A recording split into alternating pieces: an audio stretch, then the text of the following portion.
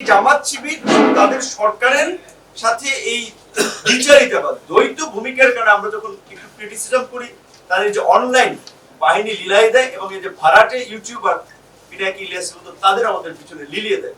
তো এইটা নিয়ে কথা বলার কারণে আমার এই যেটা আমি দেখাতে চেয়েছিলাম গতকালকে একটা দেখেন যে আমার পোস্টে ইংরেজিতে লেখা আছে this post is getting 17,323% more views than your typical post. মানে গতানুগতিক ওই পোস্টের চেয়ে 17,323% ভিউজ। তার মধ্যে আপনার একটা জিনিস এখানে ডেটাতে দেখেন যে ফলোয়ার এই আমার এই পোস্টে যারা রিঅ্যাকশন দিয়েছে তার মধ্যে ফলোয়ার আছে 37%, নন ফলোয়ার হচ্ছে 63%। তার মানে যারা আমার ফেসবুক ফলো করেন, আমার সাথে কানেক্টেড নাই, নন ফলোয়ার 63%, তারা এই কমেন্টে গালিগালাজ আর ফেসবুক পোস্টে হারিয়ে।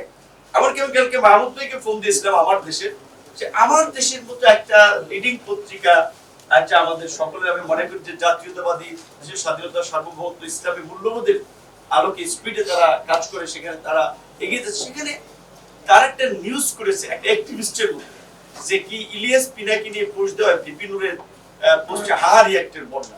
তো এদিকে একটা মেইন স্ট্রিম পত্রিকা আসলে এরকম ল্যাঙ্গুয়েজে ইউজ করতে পারে। আমি মাহমুদ বলেছি যে আমার দেশের সাথে এটা বোধহয় যায় না। এই কথাটা বলছি এই কারণে যে আজকে এই বিদ্যুৎ জ্বালানির কথা বলি কিংবা সরকারের এত ভালো ভালো পদক্ষেপ আপনারা যদি দেখেন, 6 মাসের একটা সরকার এই যে 10,000 টাকা করে প্রায় 13 লক্ষ কৃষকের ঋণ মওকুফ করে দিল। নির্বাচনী অঙ্গীকার অনুযায়ী ইমাম, মুয়াজ্জিন, পুরোহিত, সেবায়েত তাদের আপনার বেতনের আওতায় নিয়ে আসলো। কৃষক কার্ড, ফ্যামিলি কার্ডের মতো সোশ্যাল সেফটির বড় প্রোগ্রাম করলো। বন্ধ কল কারখানা চালু করার জন্য এই রকমের ক্রাইসিসের মধ্যে 60,000 কোটি টাকা বাজেট দিয়েছে এবং সরকার এত ভালো কাজ করছে। এই একটা ভালো কাজ দিয়ে এই সমস্ত বেকুবদের প্রশংসা দেখেছে।